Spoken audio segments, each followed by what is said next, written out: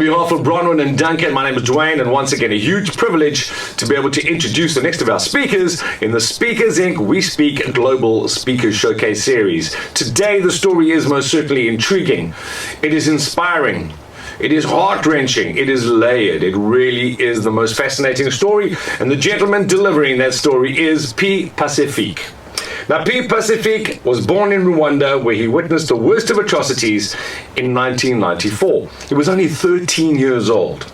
At 20, he embarked on an uncertain and treacherous journey that ended with him unexpectedly settling in South Africa. Despite beginning as a car guard in the streets and malls of Durban, he was awarded the Mandela Rhodes Scholarship after completing his degree in physics. Beginning his career in banking, Pie-Pacifique served as the head of the FPD Business School. He is the author of Witnessing From the Rwandan Tragedy to Healing in South Africa. It is a story that will have you sitting on the edge of your seat, and the smile on his face tells you so much. Ladies and gentlemen, please welcome Pie-Pacifique. Picture a 13-year-old boy, t-shirt, shorts and bare feet, in a small crowd in the middle of a road. They are silent. They have just witnessed a massacre. Men who had been found in a church and chased out of it with tear gas and then caught at the gate by the militia. And then they were ushered to the middle of the intersection where they were killed with machetes and clubs and all manners of traditional weapons.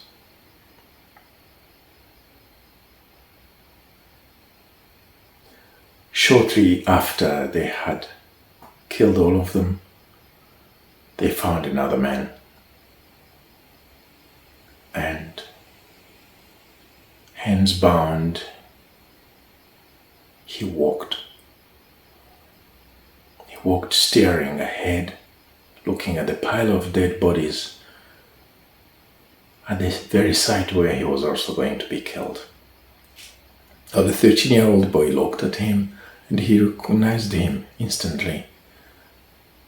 He was the father of one of the boys he used to play football with in the streets of Mohima.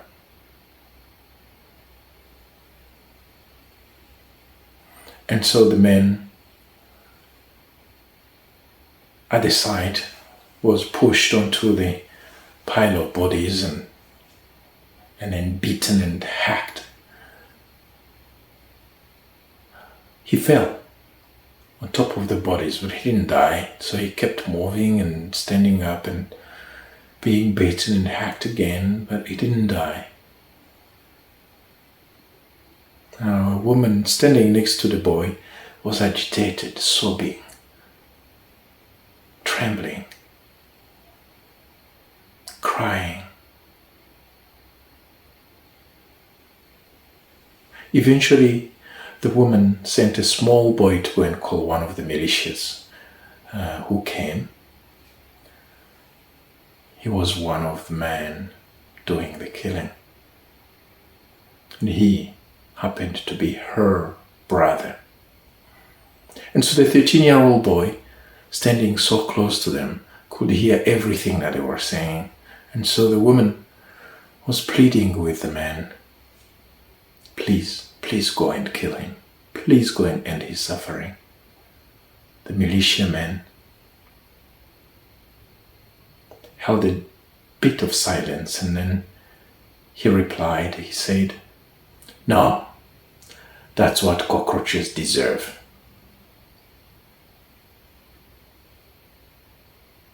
And the woman insisted and sobbed and said, "As your big sister, I beg you, please go and kill him." And so the militiaman turned around without a response, and he slowly walked back to the scene. Moments later, one of them climbed on top of the bodies and finally killed him.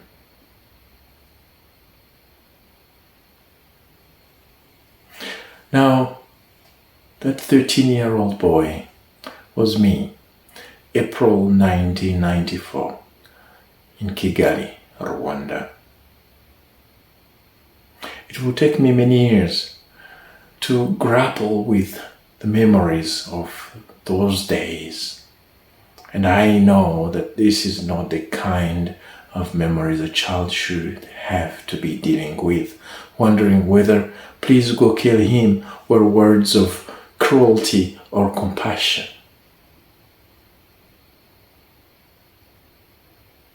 But in that moment, I watched it unfold. And for me, it had actually started as soon as I was born. I was born in 1980 in a family that was fairly well off for the context of Rwanda then, because my father was the mayor of the district in which I was born. In Rwanda, they called it commune.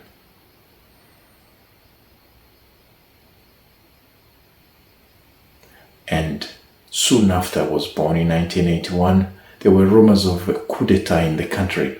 And it turned out that the alleged mastermind of the coup d'etat fled the country successfully, but so many people, including my father, who were in some shape, way, or form related to him, they were rounded up. And so they were tried by the State Security Court. My father was acquitted, and then he came home. My brother was born, and then in 1983 he was taken again. This time was held in prison without charge or trial for a couple of years. He was eventually released in 1986.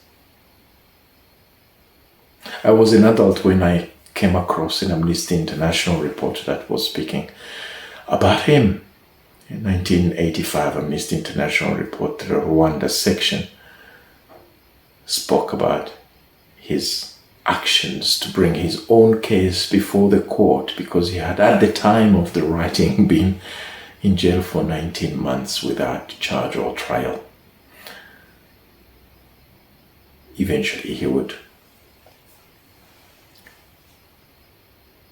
be tried and sentenced to less than he had been in jail, and then he was released.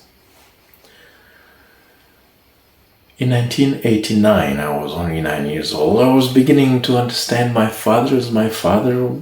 My brother and I were beginning to bond with him so well, and he had eventually found a job, and he promised me that if I came in class, if I came first, he will buy me a bicycle. Alas, he died in 1989. He had never been well after his release from prison. And then, the year that followed, I came first in class for the first time. It was a bittersweet moment because I would have had my bicycle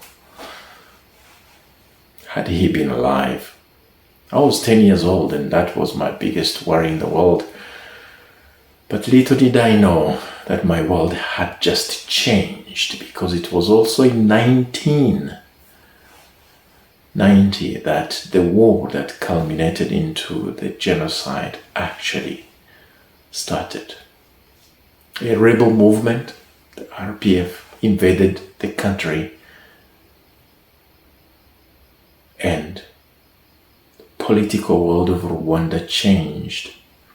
Suddenly, Hutu, Tutsi, traitors, Inyenzi, all of these terms became so ubiquitous everywhere.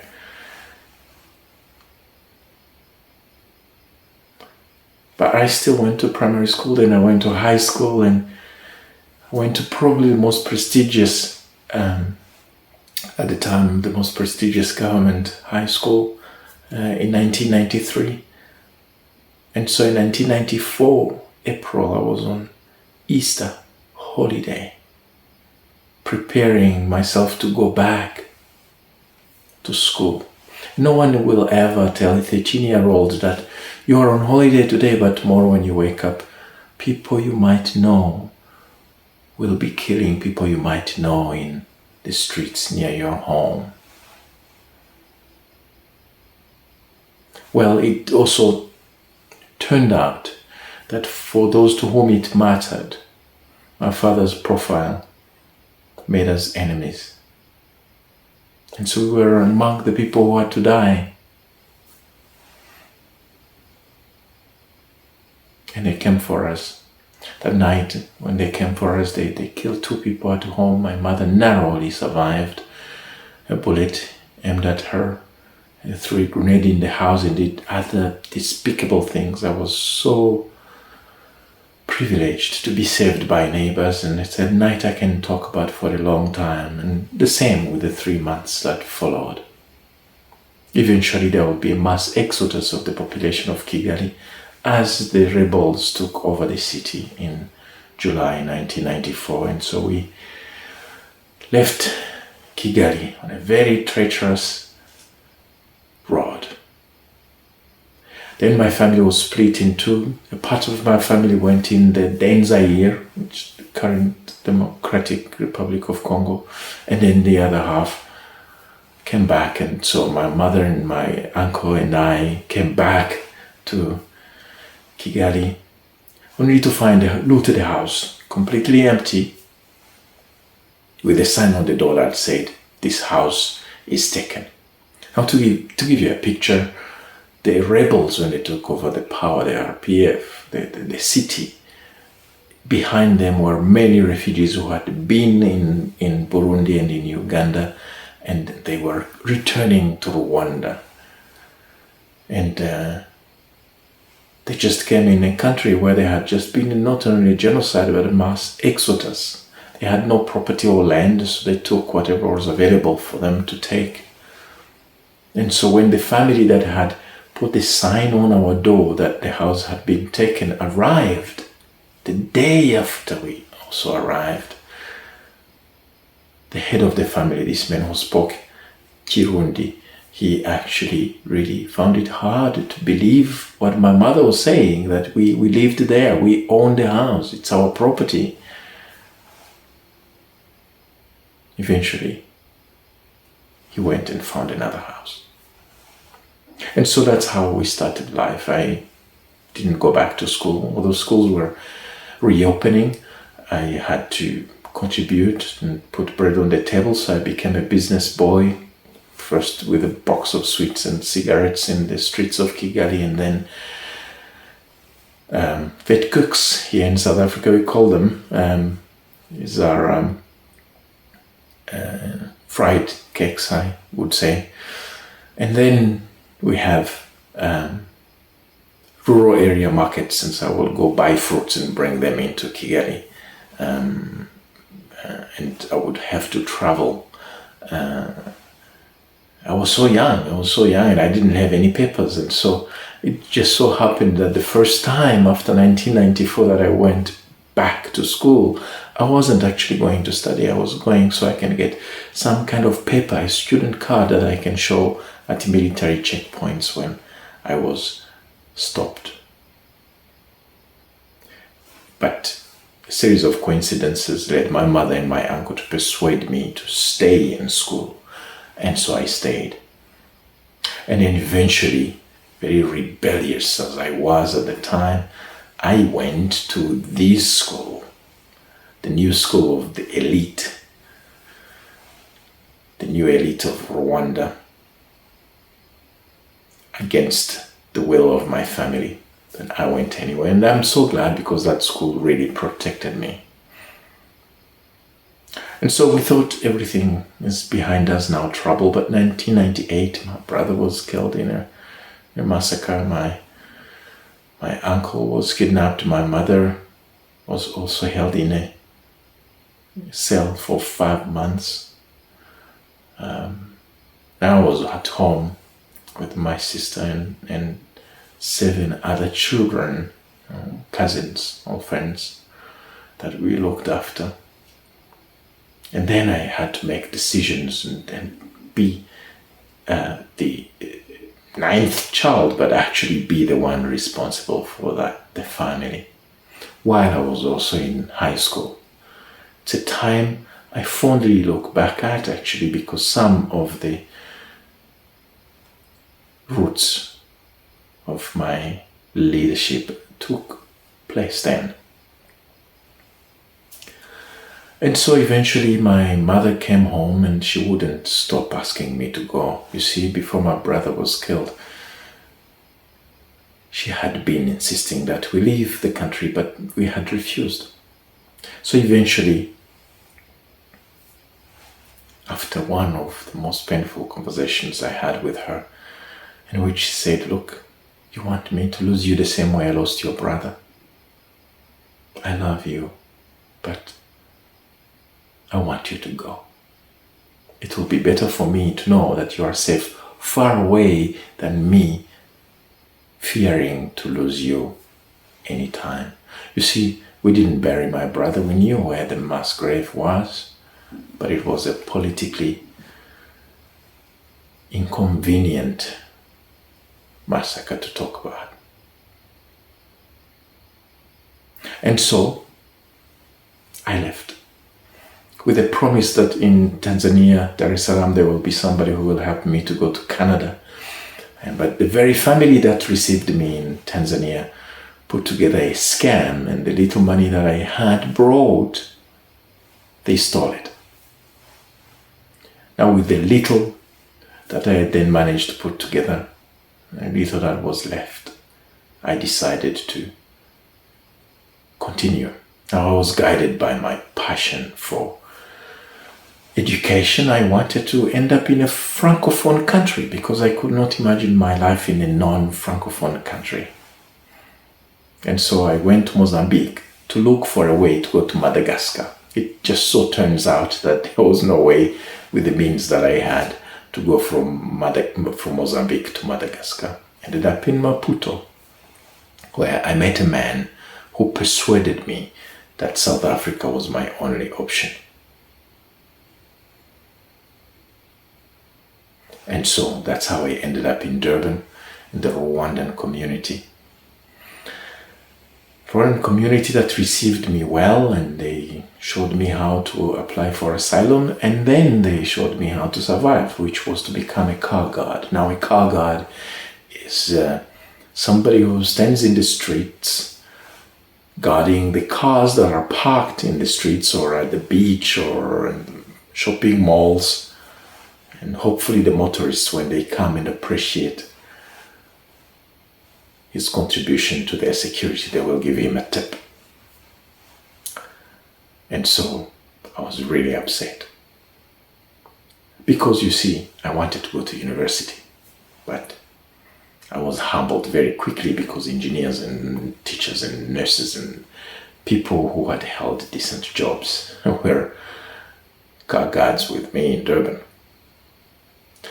But then I made a decision not to get my own place as a car guard because it's a territorial activity. You have to be there. If you're not there, somebody will come and claim the place. So I realized if I'm there, I will not go to university because I will not have time to deal with papers and deal with the universities. So I decided to be the roaming car guard, the car guard that others called to look after their place when they have errands to run. One of the best decisions I ever made because it gave me time to learn English and fight for my papers and fight for a place to study, which I got. Now it's a long, long story how I got into the University of Natal, then it was called. And there, once I got in, I had high highs and low lows. But my highlights were becoming the president of the Science Students' Council. I ended up in student politics and then graduating with a degree in physics and then being awarded the Mandela Rhodes Scholarship. Then I was offered a job by one of the major banks in South Africa as a business and systems analyst. So I left Durban to Johannesburg, worked for the bank for a couple of years, and then I left and embarked on an entrepreneurial journey that I'm so grateful for. Now, along this journey, I've learned a lot of things, but one of the key lessons is that witnessing is not just being there. Witnessing is an intentional act. And I've had a chance to go back and witness my life, witness the boy growing up, and witness the people in the boy's life, and witness the people in the boy's evolution, and witness all those people I saw either doing despicable things or having things done to them, and I witnessed, finally got to intentionally witness it all. I'm so grateful that I live in a country where healing is possible. And I say it again, healing is possible in South Africa. And I'm so grateful for that. And so I've learned so many lessons that I share with people when I never have the privilege of speaking to them. And I'm so looking forward to hopefully sharing some with you too at some point. Pie-Pacifique Kabalira-Uwase, and my book is entitled Witnessing: From the Rwandan Tragedy to Healing in South Africa. Ladies and gentlemen, I think what we should do immediately is give P a big round of applause and thank him so much for being with us and sharing his very heartfelt and valuable insights. P, thank you very much. I know you're a busy man. Thank you for being with us. That was fantastic. It's a pleasure. Thank you. Now, obviously, when one watches a video and watches a talk like the one we've just watched now, a number of questions comes to mind. And the first one that comes to mind is I'm looking at a man now who is clearly healed. Here's a man who is taking himself out of that situation, has developed, has grown, has healed tremendously. How on earth did that healing take place? A traumatic beginning, very traumatic events. And then here you are, this guy with a big smile, a big happy face. How did that happen? Well, thanks a lot, Dwayne. Well, let me start by saying that healing is a process. And I would say that I am on a healing journey, and I think it is something that doesn't necessarily have an end. I am very proud of how far I have come and what it has taken. I've had moments of pain because for a long time I resisted really looking at my past, which I thought was repulsive, which I thought was disturbing, a story which I thought was not even worth sharing. Why would anyone share a story like that, I thought. And when I eventually gathered the courage to look at it for myself, it was painful. So it took a little bit of that faith to say, let me see what is there for me. And then, of course, there is the nature of the events. There was the tears and sometimes a lot of sweat and a lot of screaming and a lot of crying. But I can tell you, each time I had a moment like that, it was painful, it was uncomfortable, but what was on the other side was absolutely worth it. It was worth it. Sure. Well, clearly. And another question I must ask, because you mentioned very briefly, you had moments. Those moments must have been so telling in the process, because obviously here's a man who is making a decision to take this to the world. And will people listen? Are they interested? Can I change people through this? Were there moments when you just thought, well, this is not, I can't, this is just too much? Yes, absolutely. Absolutely. And there were moments where I actually felt physically sick. Yes. It was a period of my life, about quite a few years, when I used to suffer from cluster headaches. These headaches that came quite regularly. I could actually anticipate what time of the year they would appear. It was April, August, and November. I knew. You are joking.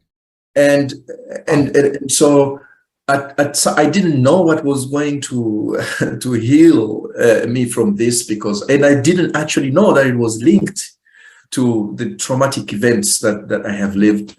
But the more I did the work, and I have to say that it involved a lot of physical and emotional involvement on my part, the more I found the not only the release from the physical pain, but also from the emotional pain. And I could tell it as a story. I could give myself permission to go and witness this boy growing up and becoming a young man and eventually becoming a man as a witness myself. And when I go to that space, that's when I knew that this is working. I want to keep doing more of that. Well, that's obviously a process, and I'm understanding that you went through a process, but I'm talking about moments again. I'm going to go back to the moments because I love moments. It's always about those pivotal moments in one's life, you know, when you make certain decisions. Yeah. So we had those let me give you one of them. Yes, please do, because that's let really me important. give you one of them. I was telling this story to a dear friend of mine, and it turned out it was a well-lit room, very small. It was just two of us. And I went through this story, and my friend was crying while I was speaking. And as I completed what I was sharing, my friend paused for a bit, wiped tears off the face, and then said, "P, tell me, what is that smile about?" Yeah.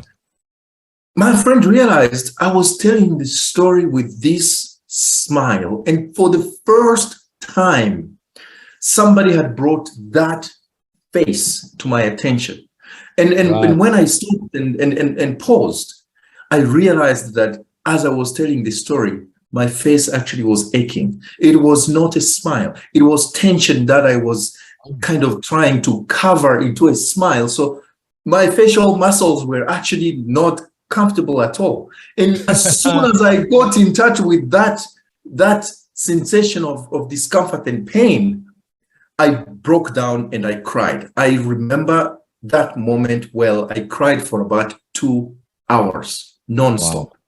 Wow.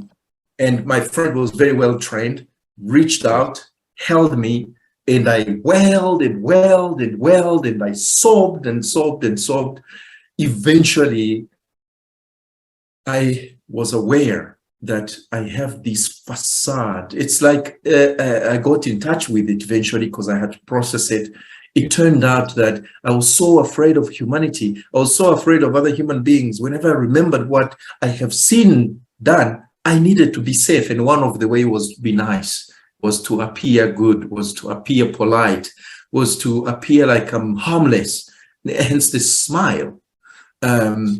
But I didn't want it anymore because I wanted to have my authentic self. I want to have my real face when I'm wanting to be real with people, especially when I'm sharing a story like this, because there's absolutely nothing to smile about. And so like that moment for me was so pivotal, and it took somebody being present and saying, "What is that smile about?" Did you then take that as your aha moment, that I need to do this, that this is my goal in life, this is what I need to do going forward?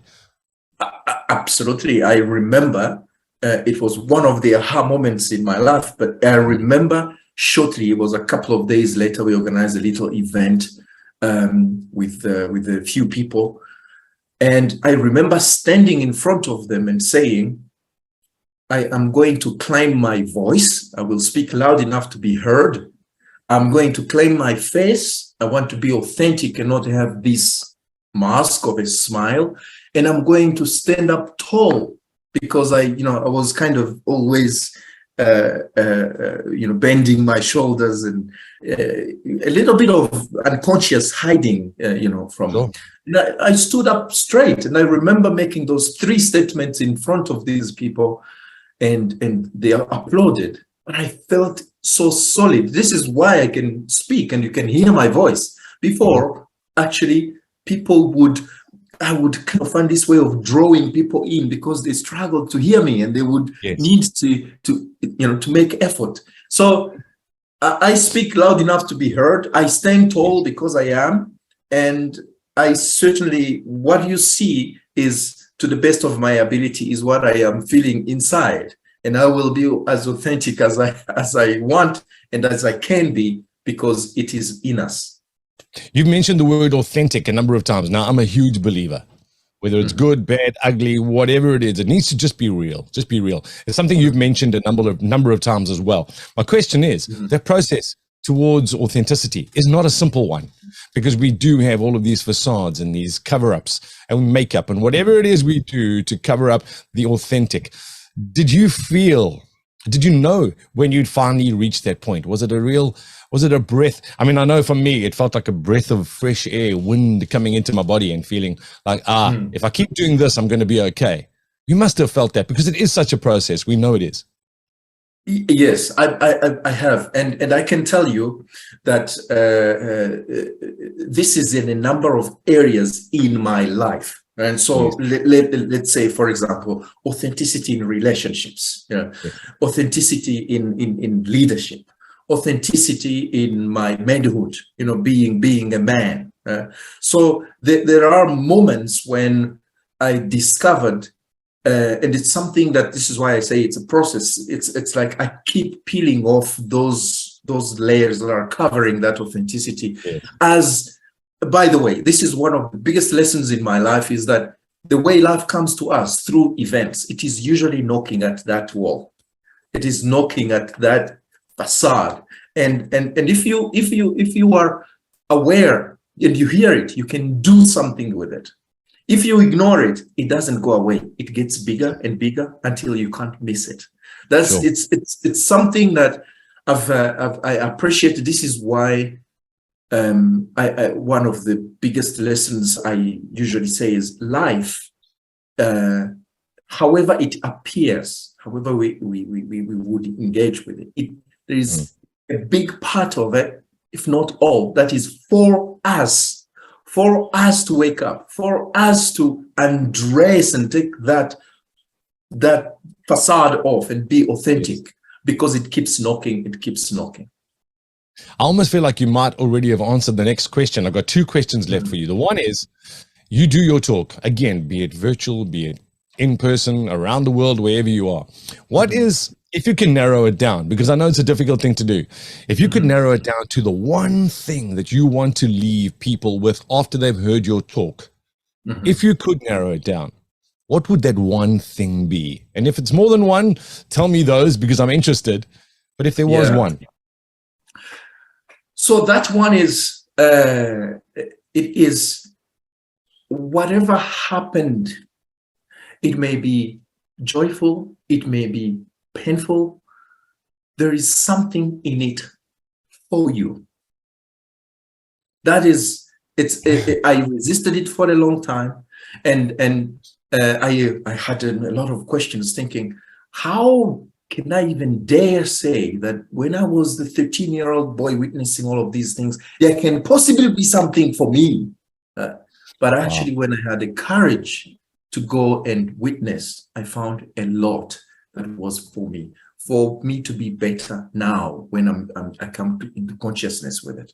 So there is, and now I'm not only learning to be grateful for the life I may have had, because I now know that there is a blessing in that, but I'm also learning to be grateful while whatever is happening, even when I don't like it, is happening, because I know at the end of the day, there is something for me in it. Because you've been through so many of those moments in the past that you now understand how to process that moment, which is fascinating. I think that is such a valuable lesson. That is valuable. Retrospectively, I can say, oh, somebody stole my money in Tanzania. Damn them. But hey, they sent me to South Africa. I got to meet Nelson Mandela. I got to be here, and I got to become them. Right now, I can curse them, or I can bless them. I don't want to remain the same, to be having that behavior. But it's a waste of energy and time for me to be in resentment and keep cursing. I can actually bless them and say, thank you. And you really do make the point, but you make the point. I'm just thinking about it now. You make the point that we are a product of all of our experiences, good and bad. And this is really something that I'm feeling from you. Definitely. Absolutely. Yeah. That's fantastic. You're a fascinating guy. I could talk to you all day. I really could, because I would like to know so much more about the story. So hopefully you and I get to chat a little more. And I'm sure that when you do your talk in person, people get a lot more of the depth and the gravity of what you went through. So I think it's fascinating from that perspective. I've got one more question before I let you go. Yeah, and that is the book. Tell me about the book. There has got to be a book that accompanies this wonderful, wonderful story. Yeah, there is a book. The book is entitled Witnessing, From the Rwandan Tragedy to Healing in South Africa. Now, one of the most popular questions I get is why the title Witnessing? And that's because actually, as I was writing the book, I was allowing myself to witness as well. That's one part of it. And I'm so glad I got, because being a witness is not just being there. There is being there willingly so you can actually see what is there. And that's what I allowed myself to do. And now I have had the opportunity to share this story so I can invite everyone else to come and witness all ways that our humanity is expressed, good and bad. It's all in our humanity. And so when we are conscious of it, when we all witness together, then we can decide what we do going forward. So I usually say it's no longer my story, it is our story, and we are witnesses. What is it that we want to do going forward? I misspoke because you've suddenly made me realize that there's another question. You've said it again. I'm going to ask you very quickly. I hope you don't mind.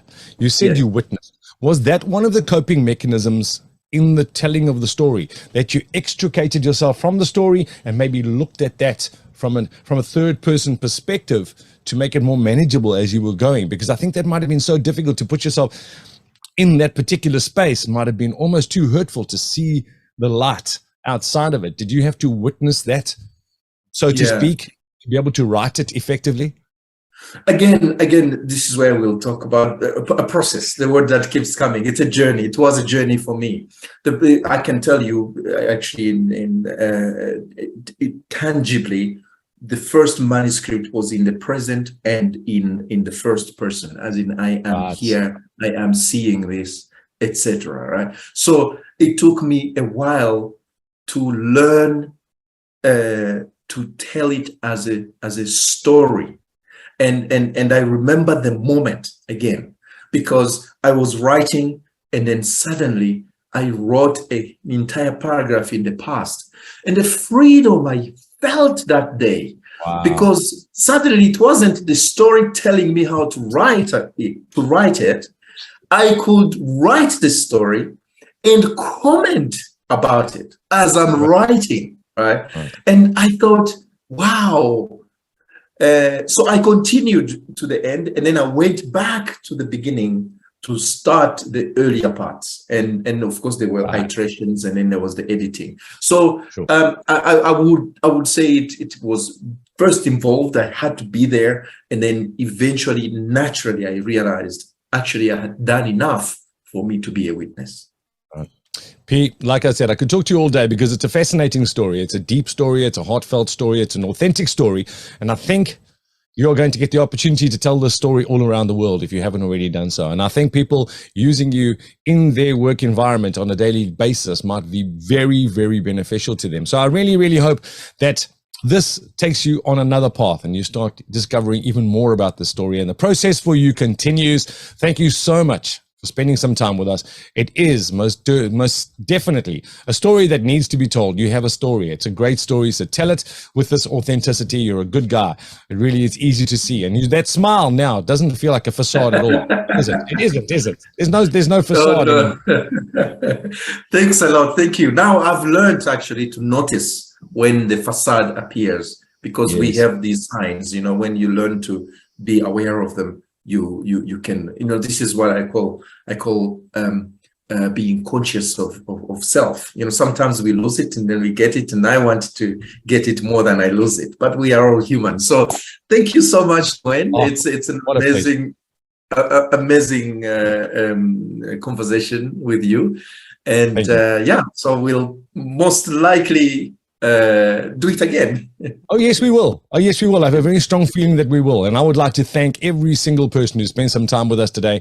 If you would like to know more about P, please log on to speakersinc.com, log on to all of their pages, and in particular, P's page, find out how you can make use of him for your particular situation, your environment, wherever it is, whether it's online or in person, whatever it is you want to do. This is the guy for you. Get hold of P through Bronwyn and Duncan. They'll do whatever they can to make it an incredible event. All of you today with us. Have a wonderful, wonderful day. Pete, thank you so much, and cheers. We'll see you next time. Cheers.